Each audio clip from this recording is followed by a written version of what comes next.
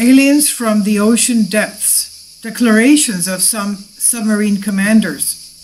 Michael Inskro reports. In the middle of April of 2015, press agencies broadcast news according to which some researchers at Penn State University, Pennsylvania, USA, had brushed 100,000 galaxies without finding any signs of possible advanced civilizations. Leaving aside the fact that Terra, our Earth, does not really have a technique to enable brush some galaxies, that 100,000 is not too much of the 100 billion galaxies that are believed to be in the universe. It must be said that the institution is specialized in everything, excepting the field they made the notification in. The reality is different.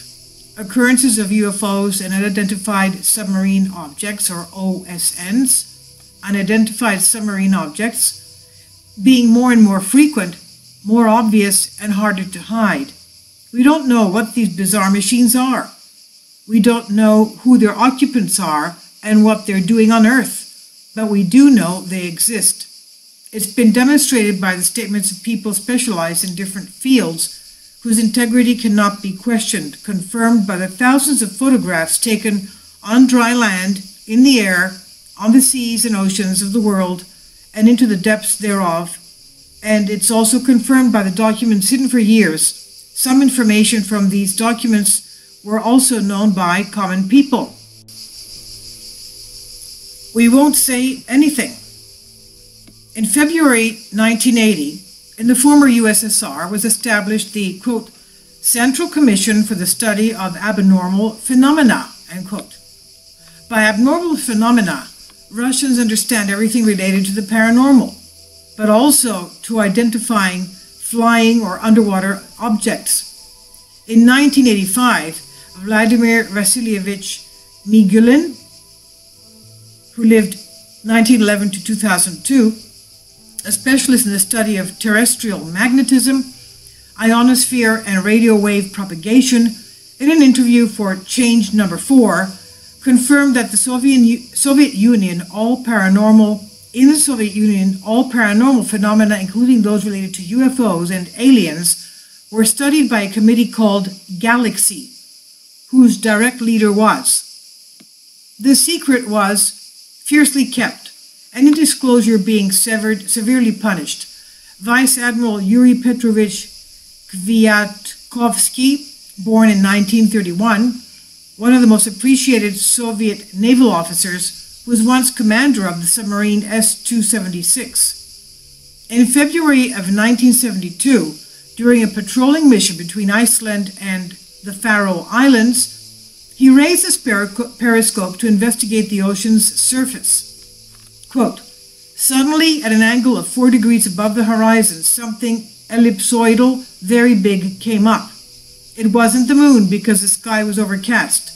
That something, quote-unquote, had a red-orange color, giving you a sense of fear. It was not a ship, and it was not floating on the water.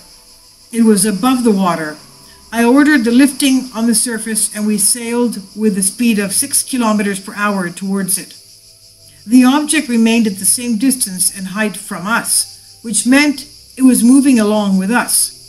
It remained constant all the time. Having a fighting mission to accomplish, we stopped pursuing it, and I ordered the sinking of the submarine.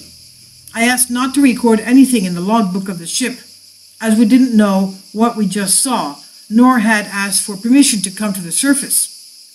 When we have returned to the base, we found that another colleague, submarine commander, had seen something similar in the same area in January. He had not reported anything either, end quote.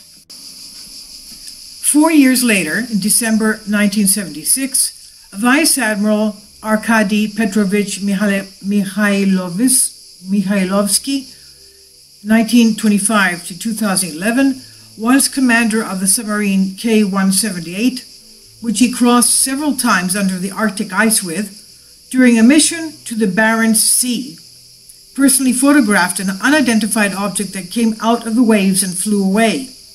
What the Admiral had told cannot be questioned. For his courage and merits, he received several medals and orders, and he was declared, quote, hero of the Soviet Union, end quote, and was entrusted with the command of Submarine Flotilla 1 of Northern Fleet of the USSR. Flying spheres. The following year, in 1977, Admiral Anatoly Alexandrovich Komartin, the head of the Department of Navigation and Oceanography of the Russian Navy Hydrographic Service, former commander of a nuclear submarine on mission near the island of Guam, the West Pacific, has seen many times some yellow-reddish big objects, just like balls, floating above the horizon. The same kind of objects were also reported over the Kamchatka Peninsula between Bering Strait, Okhotsk Sea, and Sakhalin Island. The observation took place at the junction between the Pacific Ocean and the Indian Ocean around 2 a.m.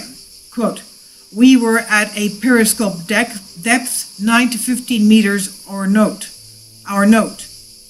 We saw an object that looked like the sun when it rises, orange in the middle, yellow outward, which hangs at the horizon at night. It was not the moon, as it was clearly seen in the sky. We didn't realize what it is. We had no explanation. The commander of the submarine ordered a deeper diving and to continue the mission, end quote. That's what the high Soviet officer said. Notice in the Black Sea. A characteristic of these unidentified underwater objects is the very high speed of moving through the water, sometimes hundreds of kilometers per hour. They can even dive at a great depth, the agility of doing very complicated maneuvers, and the ability to pass from the aquatic environment to the air or vice versa without any problem. Not even the most improved nuclear submarine built by man so far does not have these features. Such UUOs, unidentified underwater objects, were observed in the most diverse places on Earth. In 1950, ships of the Soviet Navy noticed in the Black Sea several bizarre objects moving underwater. When they were discovered by sonars, they have sunk to the depths and disappeared at speeds that any submarine at that time could reach. They behaved as if they had, quote, felt they had been seen, end quote.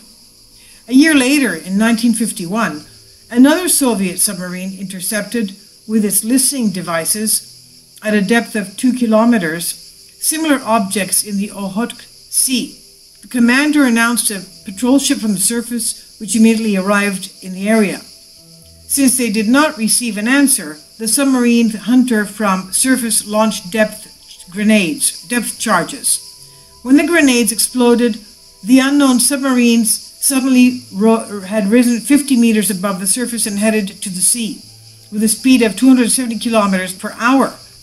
Leaving aside that the grenades did not affect them at all, such maneuvers, such as sharply climbing from 2,000 to 50 meters in seconds and a very high speed that any ship had reached, are still difficult to explain. More recently, in 1990, during an expedition in the Black Sea with the research vessel Mikhail Lomonosov, Evgeny Fedorovich Sniukov, director of the Institute of Geological Sciences of the former Ukrainian SSR, noted, quote, a mysterious large ellipsoidal object at 1,400 to 1,800 meters deep. By ultrasound, we determined its thickness. The thickness was 270 meters and its length 2 kilometers. On contact with a dense, very strong object, the sonars have triggered the alarm. The water samples taken in that area haven't shown any abnormalities. The bright wheels. On June 8, 1984, the Soviet ship Professor Pavlenko was in the Naretva Gulf of the Adriatic Sea. The Adriatic Sea is between Greece and Italy. At some point, the sailors from the deck noticed that on the surface of the water a bright spot appeared that has quickly expanded. From the center, some light bands were radiating. The phenomenon was photographed by sailors and recorded in the logbook. The official explanation was, as usual, one to hide the reality. Quote, "A landslide took place on the seabed and some limestone has risen to the surface," end quote. The photos were confiscated and the case was closed. The occurrence of the bright wheels is signaled for a long time.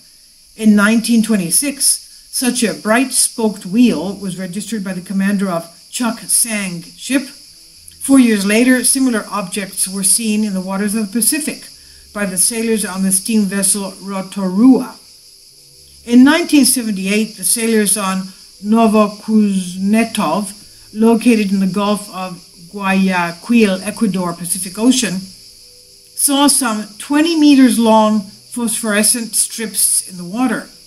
They were spinning, and when they reached about 100 meters before the ship, they came out to the surface, mounted into the air at about 25 meters, did some zigzags through the air, and then sank again into the ocean.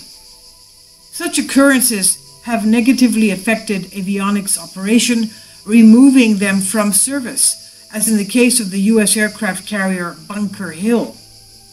In September 1965, the warship was executing a fighting mission in the south of the Azores, in the Atlantic Ocean. During the action, the sonar found unknown objects was moving underwater with 30 kilometers per hour, an impossible speed for an Earth ship. The alarm was on, and the trackers, soldiers specializing in tracking and hunting, were ordered to destroy it. Suddenly, the radio connections with the planes and the ships in the area were interrupted, the radio navigation equipment died, and nothing could no longer be controlled. Meanwhile, the mysterious object had gone. Its trail went cold, and the equipment of the ship and airplanes returned to normal. Everything was covered up, but they could not find any explanation to what happened. Unsolved disasters. Lake Baikal, located in southern Siberia, is the deepest lake in the world. 1,637 meters, is the largest reserve of fresh water on Earth. 23,000 cubic kilometers, being formed somewhere 20 to 25 million years ago. In the summer of 1982, during a workout in the waters of the lake, a group of military divers had a special purpose. When they were diving at 50 meters depth, they encountered another team of unknown divers. They encountered another team of unknown quote-unquote divers. They were 3 meters tall, were equipped with some silver jumpsuits. They didn't have any breathing apparatus, their heads being protected by some spheres. The soldiers tried to catch one of them, but things have ended tragically. The strangers have used some kind of rays. 3 Soviet soldiers died and the others suffered severe injuries. The strange visitors have disappeared without a trace, and the searching was unsuccessful. In March of 1974, a West German trawler was fishing in the east of South America in the Atlantic Ocean. At some point, something has wrapped around the propeller and the vessel got stuck.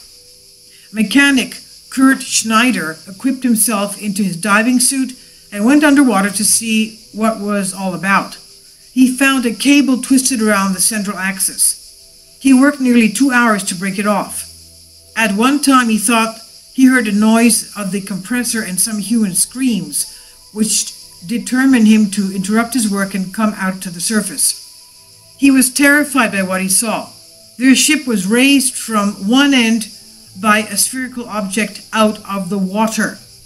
The object was shiny, had no windows or other openings, and was emitting a blue pulsating light. Scared, Schneider sank again and waited a few minutes. He heard a loud noise, and fearing that the fishing vessel was being entirely overthrown, he came out on top. The ship was now afloat, and the blue object came out of the water flying to the sky. When he finally managed to climb on deck, he was shocked.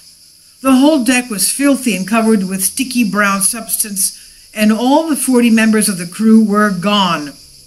On further research, the mechanic said he didn't know what happened and could not explain the phenomena. A strange conclusion. In February 1968, a U.S. atomic submarine, Scorpion, commanded by Captain Lieutenant Francis Slattery, left the Naval Station Norfolk, Virginia, USA, and traveled to the Mediterranean. 1968, where he executed various missions for 3 months. He had the last radio connection on May 21st, when he was 400 kilometers northwest of the Azores. Since then, the 3,100-ton submersible has disappeared. Quote, the Scorpion, end quote, was searched by more than 60 ships, 3 airplanes, and several submarines. It was not until on 30th of October of the same year that the Bathyscaphe Trieste II had found the submarine in the opposite direction from where it disappeared, in the southwest of the Azores at 3,047 meters depth. It was flattened and had a large hole in the middle. Commission of inquiry headed by Vice Admiral Bernard Austin came to a strange result. Quote, the submarine exceeded the maximum permissible depth of diving due to unknown reasons, end quote. No one could explain why he went into the opposite direction, what he was looking for at the depth 5 times higher, deeper that is, and what could be the cause of the shell hole. The U.S. Navy has also given a statement, quote, the disappearance of the submarine Scorpion is a mystery that cannot be solved by means and resources of the present, end quote. These are just some of the many cases that have occurred. According to statistics, in the last century, on Earth have disappeared without a trace or been severely damaged over 230 different types of submarines, hundreds of sailors losing their lives. In the majority of cases, the investigations revealed that unknown objects were also involved in those events, for which no explanation has been found. Note that from the thousands of UFO sightings reported over the years, only 30% were seen over the land. The remaining 70% were on lakes, seas, and oceans. 44% were in the Atlantic Ocean, 16% in the Pacific Ocean, and 10% in the Mediterranean. Breaking news.